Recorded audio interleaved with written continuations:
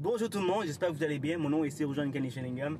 Arrêtez-moi ça, c'est facile, c'est comme trembler avec plus de syllabes. Aujourd'hui, on fait quelque chose de spécial. On s'en va rencontrer Éric Brunet. Éric Brunet, c'est un entrepreneur, c'est un businessman.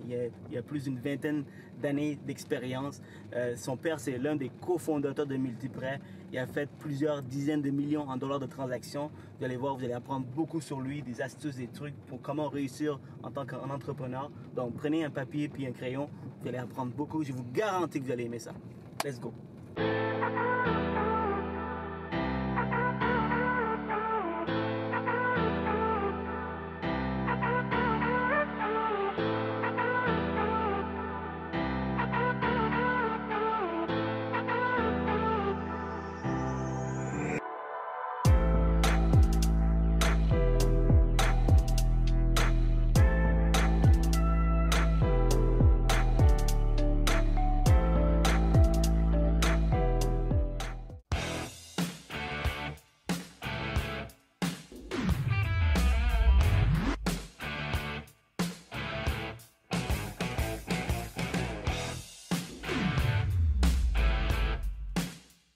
Salut Éric, en forme? Oui, toi? En forme, merci Éric. Merci d'avoir accepté cette invitation. C'est un grand honneur pour moi de faire cette entrevue avec toi. Ben, ça me fait plaisir, mon cher. Pour les gens qui ne te connaissent pas, dis-nous qui tu es. Ben, salut tout le monde, mon nom c'est Éric Brunet, je suis entrepreneur depuis bientôt une vingtaine d'années. Puis aujourd'hui, je vais vous partager comment je roule ma business. Et tu sais quoi Éric? Je sais que tu aimes ça t'entraîner, donc on va commencer l'entrevue avec une séance d'entraînement. T'es prêt? Yes! Let's go! Boom! Work it, make it, do it, makes us harder, better, faster, stronger. Work it harder, make it better, do it faster, makes us stronger than ever. Hour after hour, work is never over. Work it harder, make it better, do it faster, makes us stronger than ever. Hour after hour, work is never over. Work it harder, make it better, do it faster, makes us stronger than ever. Hour after hour, work is never over. Work it harder, make it better, do it faster, makes us stronger than ever. Hour after hour, work is never over. Éric, man, t'es vraiment bon. Fais une passe, fais une passe. Oh, oh, oh, oh! Wow! Chef, man, t'es vraiment bon, man. Tu sais que t'avais pas de bons yeux. Ah, écoute, ça m'aide au bout avec mes yeux, t'as pas aidé. Autant pour mes yeux que ma flexibilité, ma mobilité, puis l'entraînement physique. J'ai vu faire tantôt, puis tu fais des affaires de bodyweight, man. Je suis pas capable, man. Comment Ah, tu fais ça? ça fait longtemps que je m'entraîne de cette manière-là. Et puis, ça m'aide à... Tu sais, j'ai 40 ans, hein? Ça m'aide à rester lean, ça m'aide à rester en santé. Pas besoin d'un gym, juste besoin du poids de mon corps, puis je peux m'entraîner, faire un full body workout juste avec le poids de mon corps. Puis ça m'aide à me concentrer puis à rester focusé toute la journée sur mon travail puis sur les choses que j'ai à faire.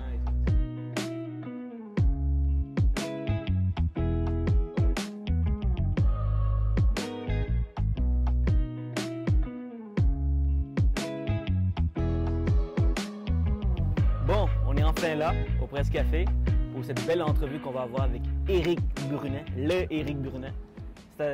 Comment ça a été ton entraînement? Mais, God, je suis brûlé, c'était bon! Man, je suis brûlé aussi. Alors, Éric, pour les gens qui ne te connaissent pas, parle-moi un peu de toi, ton background, d'où tu viens, ton expérience.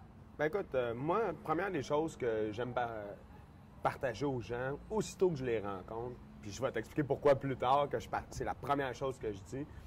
Moi, j'ai un handicap visuel. Okay? Je suis semi-aveugle. Il n'y a pas aucune lunette, aucune opération. Il n'y a rien pour corriger mon handicap. Puis, à cause de mon handicap, je peux même pas avoir de permis de conduire.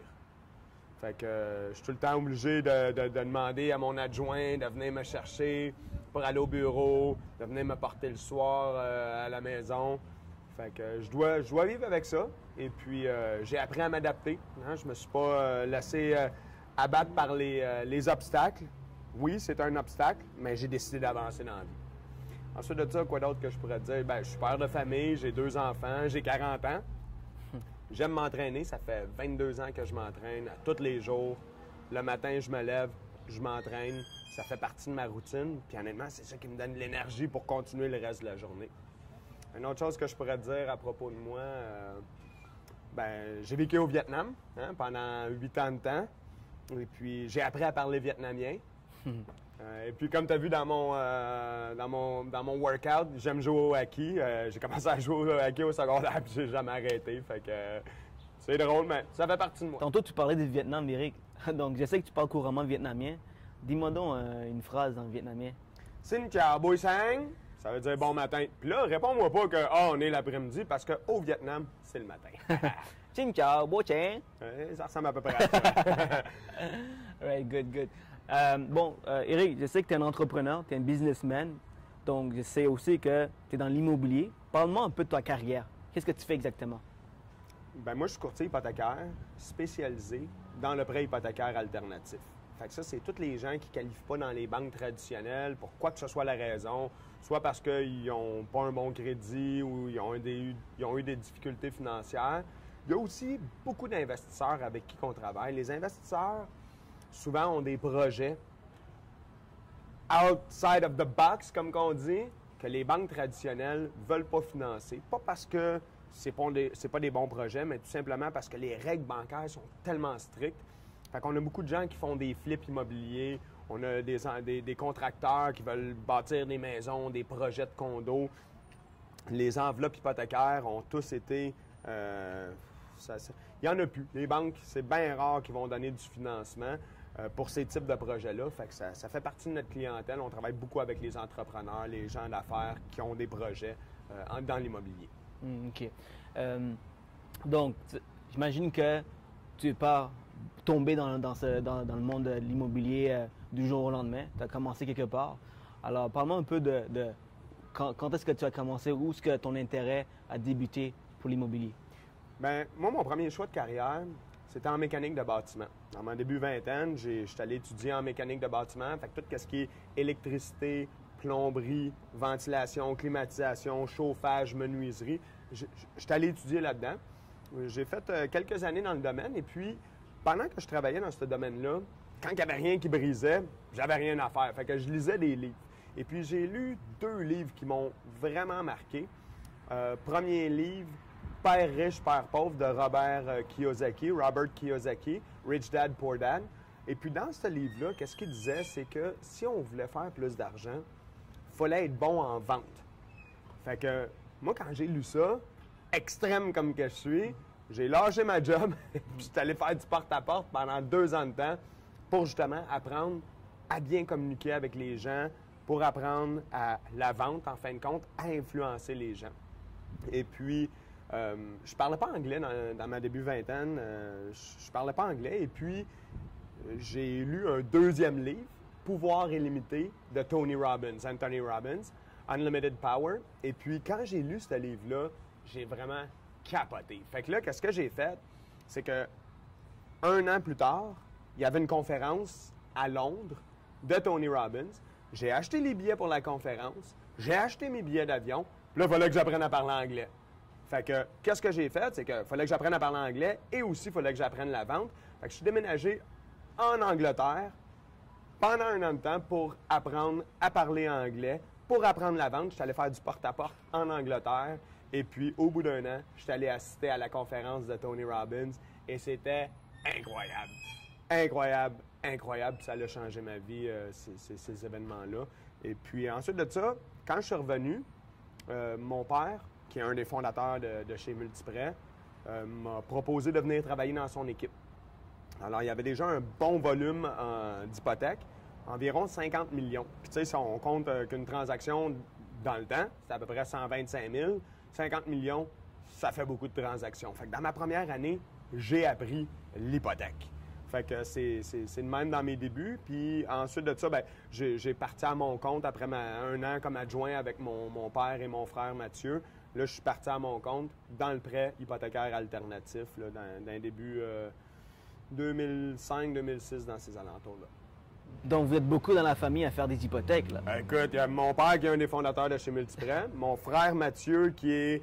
là, il y a une équipe dans l'ouest de l'île de Montréal. Il y a ma mère qui est dans l'administration. Il y a ma soeur qui est déjà venue travailler avec nous, là, et puis avec nous. Ben oui, on est pas mal dans la famille qui est dans l'hypothèque. Il y a aussi ma tante qui est à la réception au bureau de mon frère. Fait que nous autres, là, dans nos parties de famille, là, ça parle d'hypothèque c'est plate au bout. Vous voulez pas être là. Si vous n'êtes pas dans l'hypothèque.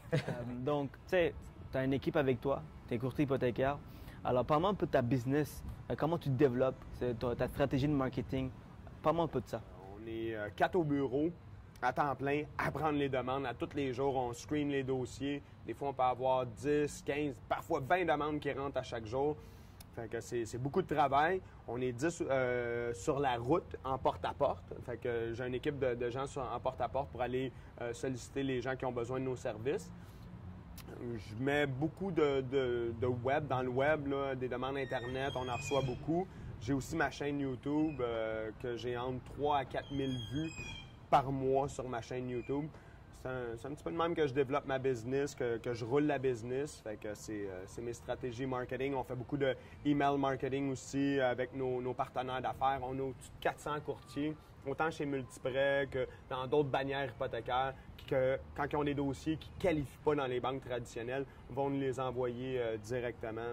Alors, on est beaucoup impliqués. J'ai donné une conférence aux professionnels hypothécaires du Canada.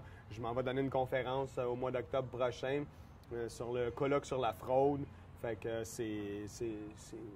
on prend beaucoup d'actions pour développer la business, puis c'est ce qui fait que le téléphone sonne. On parle beaucoup d'hypothèque. Je sais que tu es un gars d'hypothèque. Mais, tu sais, pour commencer une équipe, tu parlais d'équipe tantôt, tu sais, pour quelqu'un qui veut démarrer comme entrepreneur en business, qu'est-ce que ça prend pour avoir une équipe? Moi, personnellement, la raison pour laquelle j'ai décidé d'avoir une équipe, c'est que j'avais le goût de redonner ce que j'ai appris. J'ai appris beaucoup dans le début de ma carrière.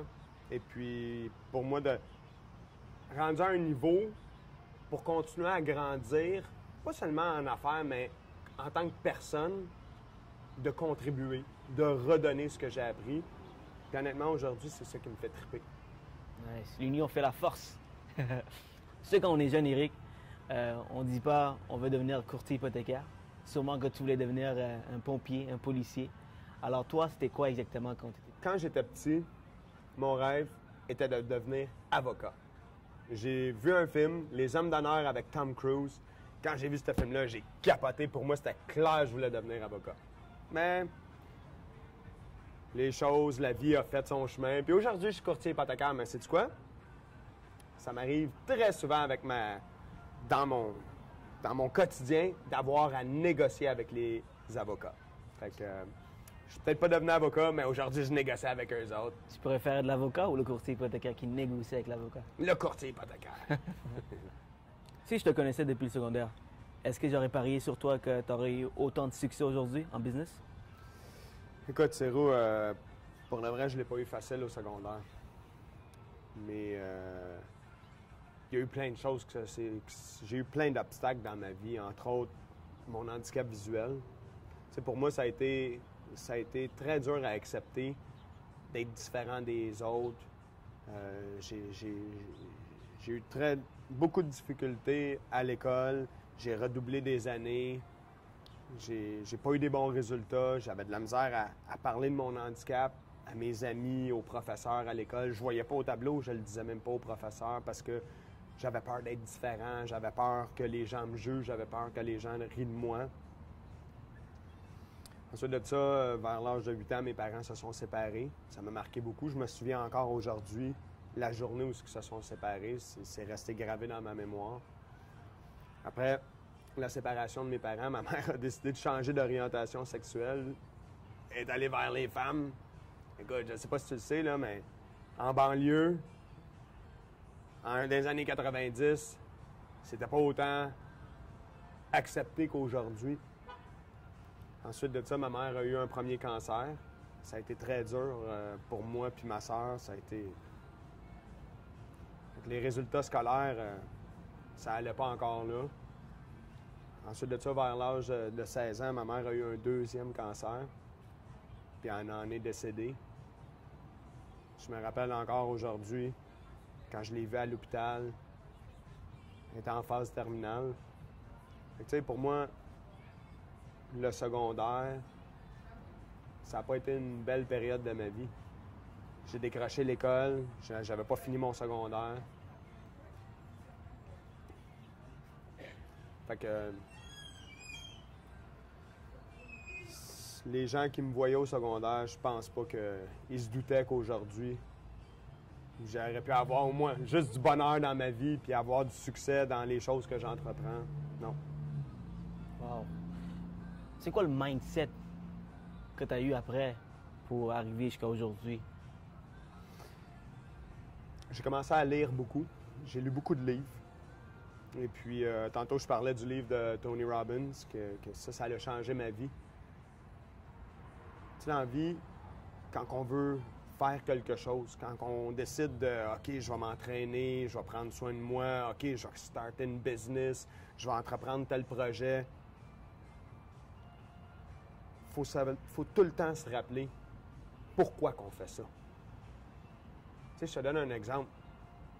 Mettons qu'on prend n'importe quelle personne et qu'on dit « Si tu réussis pas dans ce projet-là, tes enfants et tous les gens que t'aimes vont mourir. » Le pourquoi il doit réussir est tellement fort que c'est sûr qu'il va réussir. Quand j'étais plus jeune, j'en avais pas de pourquoi. J'en avais pas de raison pour laquelle je voulais réussir. Ce que j'ai décidé, c'est que j'ai commencé à faire, c'est de focusser sur pourquoi je veux réussir, pourquoi cette chose-là est importante pour moi, pourquoi je veux m'entraîner à tous les jours. Puis en focusant sur le pourquoi, ça nous donne la motivation d'aller de l'avant. Nice. Est-ce que tu penses que pour les gens qui sont perdus en ce moment, quelqu'un qui sort, qui est au secondaire, collège, université, il ne sait pas trop qu'est-ce qu'il veut faire dans la vie, est-ce que le fait de répondre à cette question, ça peut aider?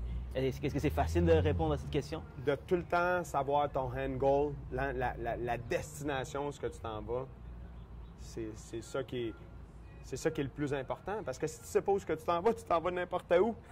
True. Nice.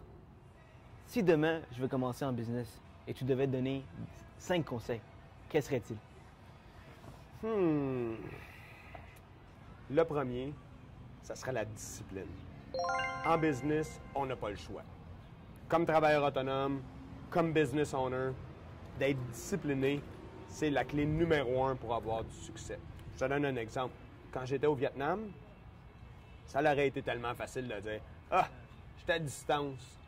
Ah, il n'y a pas personne qui va le savoir. Je ne travaillerai pas ce soir ou je ne travaillerai pas. » Jamais, pendant 8 ans que j'étais au Vietnam, que j'ai manqué une journée de travail.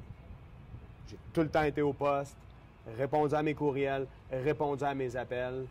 Et puis, la discipline, c'est le numéro 1. Numéro 2, je te dirais d'être créatif. Si tu fais ce que tout le monde fait, tu vas avoir les mêmes résultats que tout le monde a. Il faut que tu sois différent. Il faut que tu think outside the box, comme on dit. Et puis, autant dans la publicité que tu vas faire, dans ta manière de parler aux clients, dans ta manière de développer la business, tu dois être créatif, tu dois sortir de ta zone de confort, think outside the box. Ça, c'est mon numéro 2. Numéro 3, passer à l'action. Souvent, on entend le monde dire « Knowledge is power ». Knowledge is potential power. Passer à l'action, ça, c'est the real thing. Il y a beaucoup de monde qui ont plein de connaissances, qui savent plein de choses. Tu sais, si tu passes pas à l'action, là, ça t'amènera nulle part.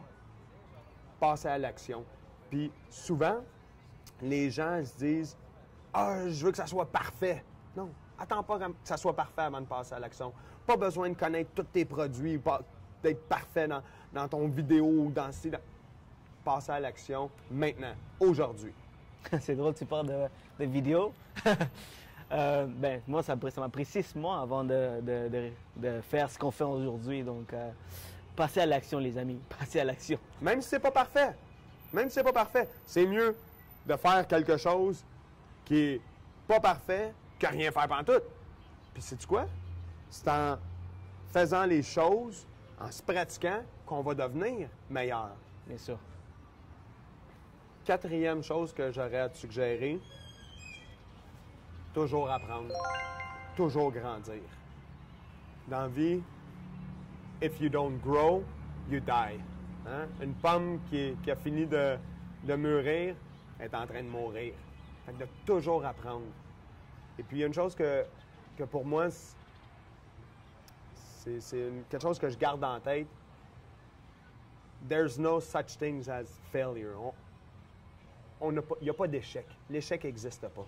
C'est soit que tu réussis ou soit que tu apprends. Le seul moment où ce que tu peux avoir un échec, c'est quand tu décides d'abandonner. Keep going. Toujours grandir, toujours apprendre. J'ai lu beaucoup de livres. Si tu voyais ma bibliothèque chez nous, j'ai au-dessus de 1000 livres. Et puis en plus, je vois pas bien, hein? Je les ai tous lus comme ça, mes 1000 livres. J'ai écouté des dizaines et des centaines et des milliers d'audiobooks. J'étais allé à des séminaires, j'ai dépensé des dizaines de milliers de dollars à aller assister à des séminaires. Tout ça dans le but de grandir et d'apprendre plus et de devenir une meilleure personne à travers le processus. Le 5e point, la 5e chose que je te conseillerais, que j'aurais à te suggérer si tu te lances en business demain matin, de travailler sur tes communication skills. Okay? Comment on communique avec les gens. Parce que, oui, je suis dans l'hypothèque, mais on est dans la vente aussi. On est là pour influencer les gens. Et puis, d'être capable de bien communiquer avec les gens, d'être capable d'expliquer comme il faut clairement ton message et d'expliquer aussi les bienfaits de ton produit, les avantages, les bénéfices de ton produit, d'être capable de bien communiquer avec les clients, avec ton équipe, avec tes partenaires d'affaires, pour que les gens voient ta vision puis veulent s'en aller dans la même direction que toi. C'est avec notre communication, comment on communique avec les gens. T'as raison. Ça, c'est très important. Yes. Honnêtement, Eric, ce que tu as dit, même moi, j'ai appris. C'est fou. Je pense que les gens vont adorer ce que tu as dit. Là, si tu devais nous donner une chose à éviter dans le business, quelqu'un qui lance en business, ça serait quoi? Je te dirais d'être perfectionniste. Ça, c'est la pire chose. J'en ai parlé un petit peu plus tôt, là. Faut pas être perfectionniste. Faut pas attendre d'être parfait pour passer à l'action. Faut pas vouloir que les choses soient A1 avant de se lancer. Lancez-vous. Vous allez faire des erreurs, vous allez apprendre, vous allez vous améliorer, puis ensuite de ça, vous allez avoir les résultats que vous voulez. Je vois beaucoup de gens qui sont paralysés. Ils ont peur de faire rire d'eux, ils ont peur de... Non. Moi, j'ai mon premier vidéo, là, que j'ai fait sur YouTube. Si tu le voyais, là, tu rirais de moi, c'est incroyable. Je l'ai tourné au Vietnam. L'air climatisé était défectueuse. Il faisait 40 degrés Celsius. J'étais habillé en habit. Je dégoûtais. Mais sais-tu quoi? Je l'ai quand même mis en ligne. Sais-tu quoi? J'ai eu des résultats incroyables grâce à cette vidéo-là. Puis aujourd'hui, j'en ai plein de vidéos qui ont de l'air super professionnelles, qui sont vraiment... Mais c'est parce que je me suis pratiqué. Parce que j'ai décidé de lancer lui. Fait que d'être perfectionniste, c'est le pire handicap d'un entrepreneur. Donc, tu me dis qu'il veut m'améliorer avec les vidéos, avec ses vidéos. T'es déjà super bon. Je te connais depuis 3 ans maintenant. Et, tu sais, on est au bureau ensemble, puis je trouve que tu viens tout le temps avec une bonne énergie, un bon vibe, comme on dit. Tu es tout le temps excité pour commencer la journée. Tu te réveilles le matin, tu commences avec l'entraînement. C'est quoi le mindset que tu as? Comment tu gardes motivé? Une des distinctions que j'ai eues, c'est que d'être en business, c'est un cadeau de la vie. Parce que la seule manière de réussir en business est de donner plus que n'importe qui d'autre et d'amener plus de valeur que n'importe qui d'autre sur le marché. Que ce soit pour les clients, que ce soit pour nos partenaires d'affaires ou que ce soit pour les membres de mon équipe, d'amener plus que n'importe qui d'autre. Puis à chaque jour, quand je me lève puis je m'en vais donner, c'est ce qui me motive le plus. S'il y avait une chose que tu pouvais changer dans ton passé, mettons que tu rentres dans une machine à retourner dans le temps et tu voulais changer ça, ça serait quoi? Cyrou, les erreurs que j'ai faites dans ma vie font que je suis la personne que je suis aujourd'hui. Il n'y a pas vraiment grand-chose que je voudrais changer. dans mon passé, sauf peut-être une chose. Tu sais, je t'ai parlé beaucoup depuis le début de l'entrevue de mon handicap visuel, puis de comment j'étais complexé, comment j'avais de la difficulté à m'accepter, à accepter le fait que je sois différent. À l'âge de 18 ans, j'ai parlé pour la première fois à mes amis, vraiment ouvertement, de mon handicap visuel. Puis, pour de vrai, là, ça a été là, un poids de moins sur mes épaules, là. Une libération, un soulagement. Fait que s'il y a une chose que je pouvais changer dans mon passé, ce serait de parler de mon handicap visuel plus tôt. Parce que je me suis tellement limité avec ça. Je me suis tellement mis de barrières dans la vie à cause de mon handicap visuel. Ce serait d'en parler le plus tôt possible dans ma vie, puis d'accepter la personne que je suis. Pour les gens qui regardent, je pense que ça serait un très bon conseil. Acceptez vos défauts puis continuez quand même. Non? Vous êtes parfait. Pour conclure, j'ai un concept. Je vais te poser des questions. Questions boule de feu que j'appelle. Et il faut que tu réponds le plus rapidement possible. OK. OK? Donc, première question. Quel est ton meilleur quote? Citation. J'ai une citation, un quote que ça m'a toujours marqué. C'est « What would you do if you knew that you couldn't fail? » Hein? C'est quoi que je ferais si j'étais sûr de réussir? Et la réponse, c'est « Anything. Wow. And everything. » Ton meilleur outil Internet qui t'a aidé dans ta business? Sirou, l'Internet, oui, c'est bon. Oui, j'ai des sites web, j'ai des vidéos YouTube, Instagram, Facebook, Google AdWords, je les ai toutes. Remarketing. Mais j'aime pas ta question. La vraie manière de développer de la business, c'est face-to-face. Tu vas rencontrer les gens, tu vas serrer des mains, tu vas payer des lunchs, tu vas rencontrer les gens. Puis, un des problèmes que je vois aujourd'hui, c'est que les gens qui se lancent en affaires, ils ont toutes une idée en tête, c'est de mettre du Google AdWords. C'est les leads de moins bonne qualité, les leads qui viennent d'Internet, la business de référence. Référencement. Ça, c'est le meilleur outil pour développer une business, pour développer une clientèle fidèle, une clientèle loyale. C'est puissant comme conseil. Mais n'oublie pas, c'est une question de boule de feu. Ah, excuse, OK, je me dépêche. OK. Ta meilleure habitude, your best habit, ça serait quoi? Écoute, comme je t'ai dit, ça fait 22 ans que je me lève à tous les matins pour m'entraîner. Et puis, d'aller m'entraîner, oui, c'est sûr qu'il y a des effets secondaires, hein, comme être en forme physiquement, mais Avoir des six-packs. mais le numéro 1, c'est pour l'énergie que ça me donne. Je me lève le matin, je vais m'entraîner, j'ai de l'énergie toute la journée au bureau pour faire tout ce que j'ai à faire. Nice. Et pour en finir, your best book and why. Ton meilleur livre et pourquoi? Un des livres que j'ai lu qui m'a énormément marqué, c'est un livre qui a été écrit, je pense que c'est dans les années 40, dans ces alentours-là, par Dale Carnegie, « How to make friends and influence people ». Tantôt, mon dernier conseil que je t'ai donné dans mes 5 conseils, c'était d'améliorer ses communication skills, de mieux communiquer avec les gens. Puis ce livre-là, c'est un des meilleurs livres que j'ai lus dans le sujet de la communication. Honnêtement, Eric, merci beaucoup. C'est très puissant comme conseil que tu donnes. Beaucoup de trucs, beaucoup d'astuces. Je suis sûr que les gens vont adorer ça. Ils peuvent mettre en place maintenant, après la vidéo.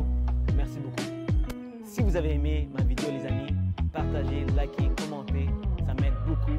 Je vais faire plusieurs autres vidéos avec des entrepreneurs d'ici, du Québec, pour vous amener le plus d'astuces et de trucs pour commencer votre business. J'espère que vous allez aimer ça. À la prochaine.